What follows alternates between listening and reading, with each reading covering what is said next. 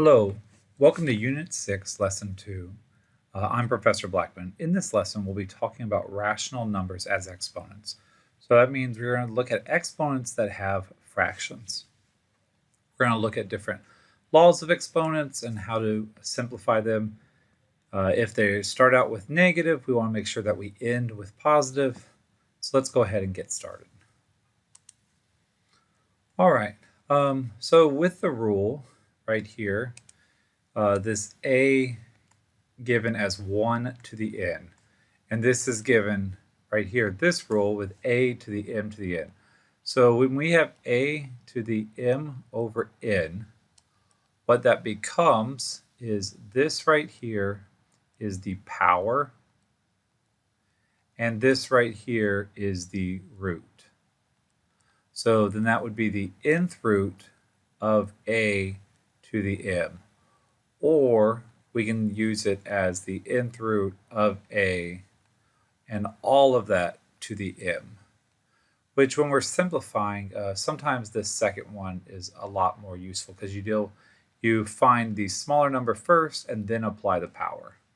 All right, so let's rewrite these and then simplify if needed. Okay, so this is the 7th root of y, and that's not going to simplify because it's a variable. All right, here we have the 4th root of 16 to the power of 3. Because I don't want to have to multiply 16 times 16 times 16. That's a giant number. 4th root of 16 is 2, and then that's 2 to the 3rd, which is 8. If you did the other way, if you did the 16 to the 3rd power, which is a huge number, and then did the 4th root of it, you would also get 8. All right, this is the 5th root of x. And this is the square root of 4 to the 5th power. Square root of 4 is 2. And again, that 2 doesn't need to be written there, but I wrote there anyways. To the 5th. So that's 2, 4, 8, 16, 32. All right, let's look at some more examples. All right, so we're going to rewrite these as rational exponents. So this can be written as 17 to the 1, and then there's that understood 2 that's right there. So that's 17 to the 1/2. All right, this is 18 to the 1/3. Right here we have x to the 3 over 2. And right here we have 23 to the 1/3. And we're not going to simplify any of those. All right, let's look at some more. Okay, so now we're going to take and write them without negative numbers. So with a negative number, 1 over a to the n is equal to a to the negative n. So this is just a general rule of exponent that if you have a to the negative n, then it goes to the bottom. And so if you have 1 over a to the negative n, then that would be a to the n. And we can go the other way as well. We can go this way or back because it's an equal sign. All right, so this is 1 over 27 to the 1/3. Well, we know the cube root of 27 is equal to 3, so then this would equal 1/3. All right, so this is 1 over 16 to the 3/4. And so if we look at 16 to the 3/4, that is the 4th root of 16 cubed. So that's 2 cubed, or 8. So this equals 1 over 8. All right, our next one. So Make sure when we're looking at this, we know that the negative 1/4 is only being applied to the x, not the 3. So this equals 3 over x to the 1/4, because that 3 is not, if it was written as 3x to the negative 1/4, then this one would become 1 over the 3x to the 1/4. But since that is the exponents only applied to the x, it's written like this. All right, here we have negative 3/5. So we're going to apply that negative first. And so that's going to be 8yz over 7x to the 3/5. So now we don't have the negative exponent. All right, let's look at some more examples. All right, so with these, we need to look at our laws of exponents. So as a refresher, x to the a divided by x to the b is equal to x to the a minus b. That will help us with the first one.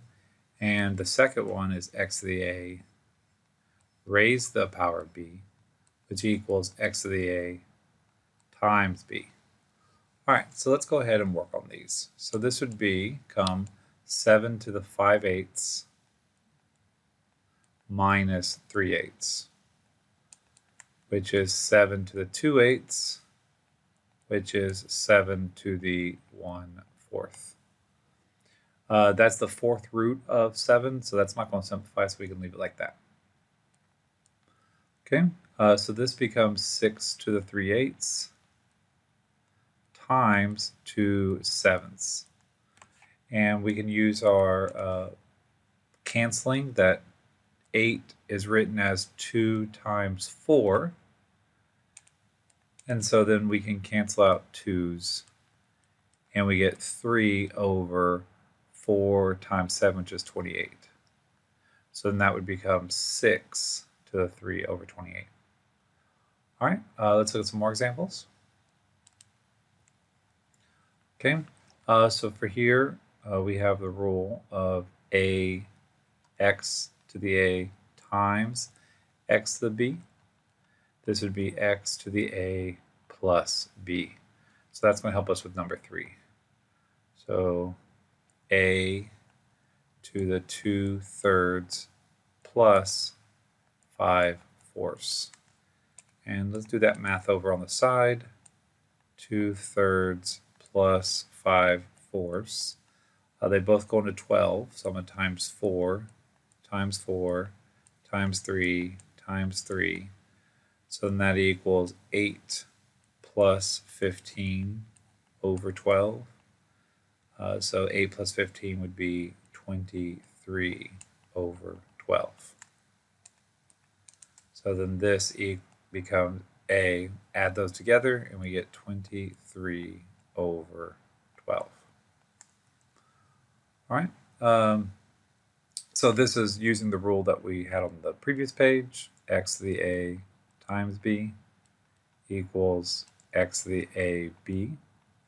And if we have x y to the a, then that equals x a y a. So we're going to use these two rules together to do this one. So 4 times, this is multiplication, so that's a to the 2/3 times 4 times b to the 5/8 times 4. So that becomes a to the 8/3, and 8 is 4 times 2, cancel 4's, and this would become b to the 5/2. All right, let's look at some more examples. Okay, so now this is going to use the rules that we've done previously. We need to multiply it in and apply the negative. You can apply the negative first. So if you apply the negative first,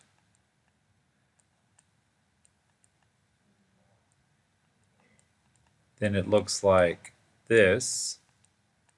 Or you can multiply, it in and have x to to the negative 6 over 12 y to the negative 2 over 6. And then flip it, and you get y, and I'm going to change this to 1/3 as we simplify, and then go down and give me x to the simplify 6 over 12 is 1/2. If we did this way, then we'd multiply it in and get y to the 1 times 2 is 2, 2 times 3 is 6, and then x to the 3 times 2 is 6 over 12, which gives us y to the 1/3, x to the 1/2. So you can apply the negative first, or get the or multiply in power to a power, and either way, as you see, we have the same answer. All right, so let's go ahead and multiply this one in, and that will give us a to the negative 3/6, and I'll simplify that later, and b to the negative 5 on top, 9 on bottom, and that one won't simplify. Apply the rule of negative, which is going to flip it to the other side, so that's b to the 5/9, and a 3/6 becomes 1/2, making sure we always simplify our fractions. All right, let's look at some more. Okay, so here we need to use rational exponents to simplify radical expressions. Sometimes it's better to take the radical expression and make an exponential expression, and then following the different rules, and then convert back when we're done. So this is x to the power of 15, root of 3. So this would give us x to the 5th. Okay, and so that is simplified completely. This is x to the 4th, y to the 6th, all to the 1/2, because there's that understood 2 there.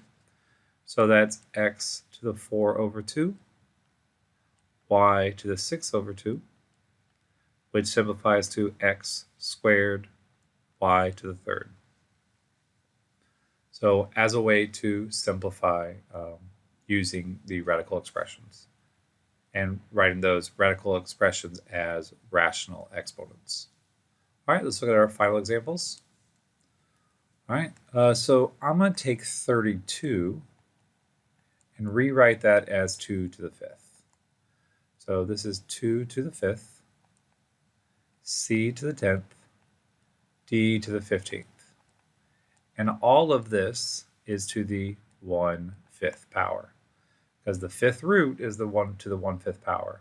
So now when I apply that power to a power rule, I now have 5 over 5, c as 10 to the 5th, and d as 15 to the 5th. So that gives me 2 to the 1st, c squared, and d to the 3rd. All right, so I'm going to take 16 and write that as 2 to the 4th.